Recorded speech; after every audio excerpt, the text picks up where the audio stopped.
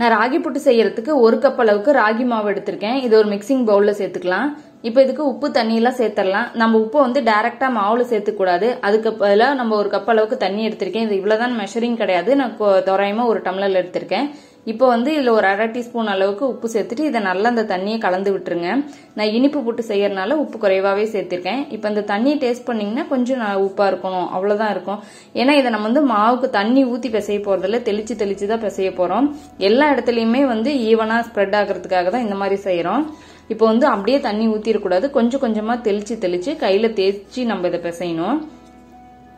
தண்ணி வந்து அதிகமாகவும் சேர்த்தரக்கூடாது, அப்புறம் கொல கொலன்னு போயிடும். அதே சமயம் தண்ணி குறைவாகவும் சேர்த்தரக்கூடாது, வேகாது, மாவு மாதிரியே தான் இருக்கும். பார்க்க உதிரி உதிரியா நல்லா தெரியும், ஆனா வந்து புட்டு நல்லா வெந்து வராது, அப்படியே மாவு மாதிரி தான் இருக்கும். திருப்பி நம்ம தண்ணி தெளிச்சு வேக வைக்கிற மாதிரி இருக்கும்.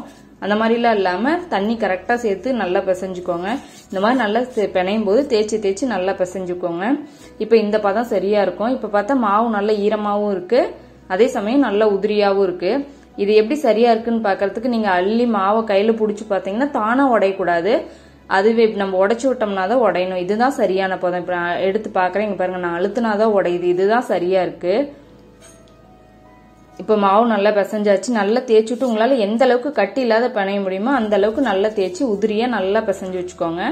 இப்போ இதை நம்ம ஒரு இட்லி பாத்திரத்துக்கு மாத்திக்கலாம். ஒரு இட்லி பிளேட்ல நான் துணி விரிச்சு போட்டிருக்கேன். இப்போ இதுல நம்ம எல்லா மாவையுமே சேர்த்துக்கலாம். அதே சமயம் இட்லி பாத்திரத்துல தண்ணி ஊத்தி கொதிக்க வச்சிருக்கேன். தண்ணியும் கொதிச்சிட்டு இருக்கு. இப்போ எல்லா மாவையுமே இதுல சேர்த்தாச்சு. அதிகமா உங்ககிட்ட மாவு அதிகமா நீங்க குவான்டிட்டியில எடுத்திருந்தா 2 பிளேட்ல வச்சுக்கோங்க. எனக்கு ஒரு பிளேட்லயே சரியா இருக்கு. இப்போ வந்து தண்ணி கொதிச்சிட்டு இருக்கு. இப்போ நம்ம இட்லி பிளேட் எடுத்து உள்ள வச்சிடலாம். தண்ணி கொதிச்சதுக்கு அப்புறம் வைங்க. இப்போ இட்லி மூடி போட்டுட்டு நல்லா ஒரு 15 நிமிஷத்துக்கு மீடியம் ஃப்ளேம்ல வச்சு நல்லா வேக வச்சிருங்க. ஓபன் பண்ணி பாத்தீங்கன்னாவே உங்களுக்கு தெரியும், நல்லா வெந்து நல்லா மணம் வரும். புட்டு நல்லா இப்ப வெந்திருக்கு. இப்ப இதை எடுத்து ஒரு பாத்திரத்துக்கு மாத்திக்கலாம் நம்ம.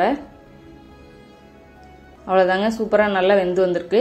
இப்போ இதுல நம்ம இனிப்பு சேர்த்துக்கலாம். நான் ஒயிட் சுகர் தான் சேர்த்துக்கிறேன். நீங்க விருப்பப்பட்டா நாட்டு சக்கரை, கருப்பட்டி எது வேணாலும் சேர்த்துக்கலாம். இப்போ இதுக்கு தேவையான அளவுக்கு தேங்காய் துருவல் சேர்த்துக்கோங்க. நான் ஒரு 1/4 கப் அளவுக்கு சேர்த்துக்கிறேன். சேர்த்துட்டு நல்லா கலந்து விட்டுருங்க. அவ்வளவுதாங்க, நம்ம சூப்பரான ராகி புட்டு ரெடி ஆயிருச்சு. நல்லா சாஃப்டா வந்திருக்கு. அவ்வளவுதாங்க, நீங்களும் ட்ரை பண்ணி பாருங்க. உங்களுக்கு பிடிச்சிருந்துச்சுன்னா லைக் பண்ணுங்க, ஷேர் பண்ணுங்க. நம்ம தெய்வாஸ் நலபாகம் சேனலுக்கு சப்ஸ்கிரைப் பண்ணுங்க.